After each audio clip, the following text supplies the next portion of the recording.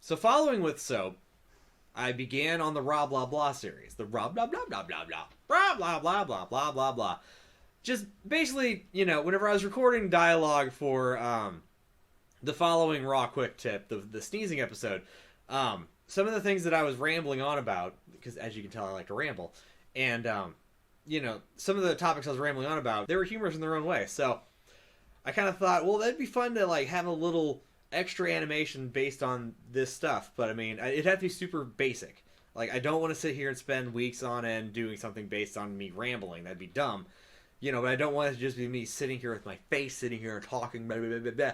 Because, it'd be more fun to have, like, visual representation of the things that I'm rambling on about. So, I hit a nice middle ground point between making, like, super lazy drawings that are animated and then, showing all the things that I'm talking about, illustrating it in an entertaining way. And that's what Roblahblahblah is now. It's just me rambling, and that's exactly what it was. It was also me attempting to animate something specifically in After Effects. Like, the entirety of that episode was in After Effects. It ended up taking a little longer than it really should have. I much better like the character animator, After Effects, Premiere, and then it's done sequence of steps. It's a lot faster doing it that way. Character animator is a lot better at handling characters. After Effects is better at handling backgrounds and compositing and the camera work and all that stuff, bringing everything together. And then Premiere is just there so I can slap music into there and whatever sound effects and beginning and ending that you need in there. That's it. That's all you need. And so going forward after that experiment didn't go, because I was hoping that if I just focused on it in After Effects that I'd be able to do it faster, and that didn't prove to be the case. So, whatever. But regardless, that was the first one. It was me rambling on about toilet paper and people with hook hands, I think. I can't remember exactly what the topic was. Something about people hoarding toilet paper and just how ridiculous it was. Something like that. That and the fact that the Roblahblahblah series, I draw a different head for every couple of things that he says.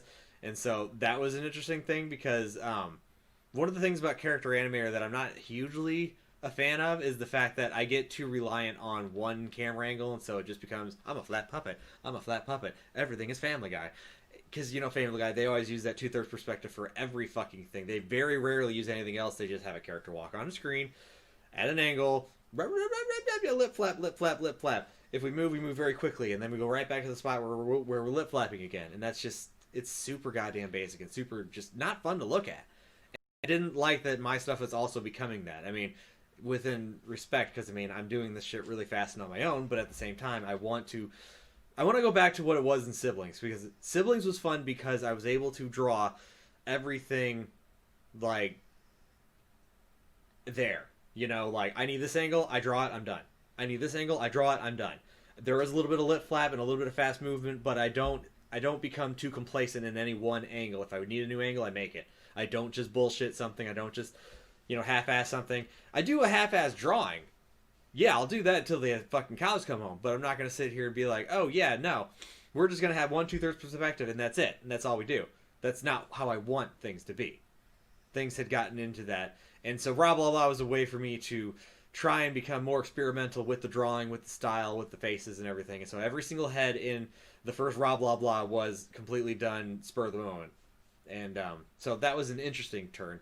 That's something that I'm continuing on with further Roblahblahs, but I do reuse heads for certain things. But I will, if I feel something needs a new head, just do it. Just do it. Don't even think twice about it. Just make the head, make it the way it needs to work, and move on.